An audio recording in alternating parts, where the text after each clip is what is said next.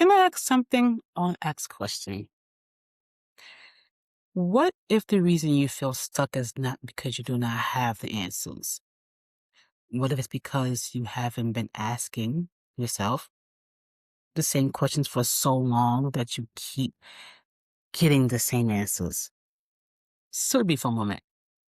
Because sometimes we say we want something different, but the conversation happening inside of us has not changed.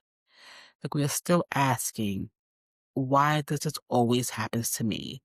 We are still asking what is wrong with me. We are still asking, why am I not further along? And those questions may sound honest, but they can keep us tied to old pain, old disappointment, and old versions of ourselves. You are asking a question that only has old answers. Think about that. I know what it feels like. I love to learn, read, listen. I take notes. I go back and think about things. I am a social worker. I'm a coach. I work in the human services and I am studying for my license exam. I'm always trying to understand people, understand systems, myself, and I grow. There have been times when I thought the next answer wasn't another class, another training, another book, or another person telling me what I should do. And learning has absolutely helped me. Reading has helped me. Education has helped me too. But I also had to realize that sometimes I gather more information without changing the question. That was a wow moment for me. Wow. Because you can know a lot and still be stuck in the same internal conversation. You can have experiences, you can have all these degrees, and you can have all this wisdom.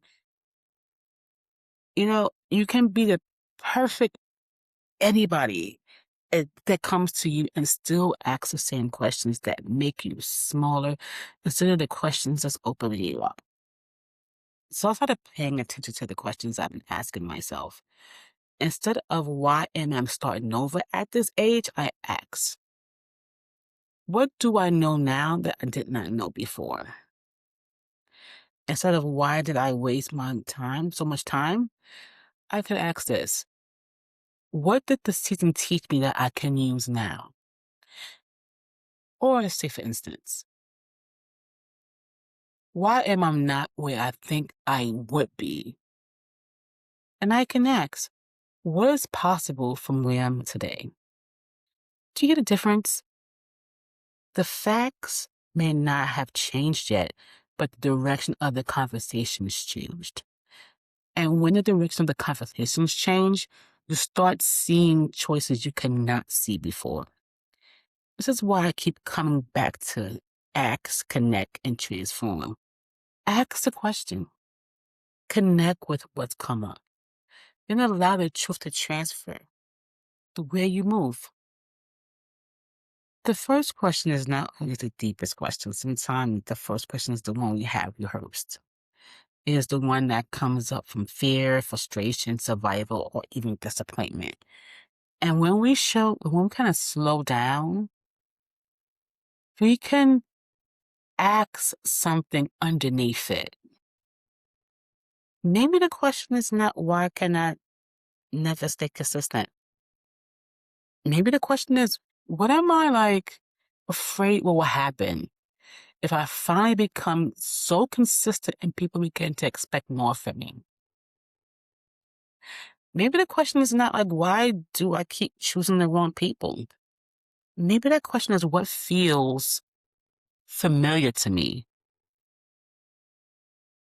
Does that make sense? um,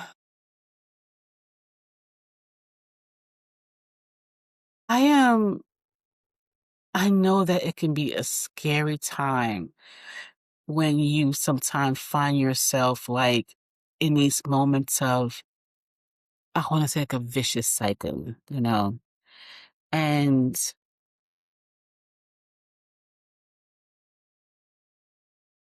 it becomes all too familiar and you wind up giving up on just, like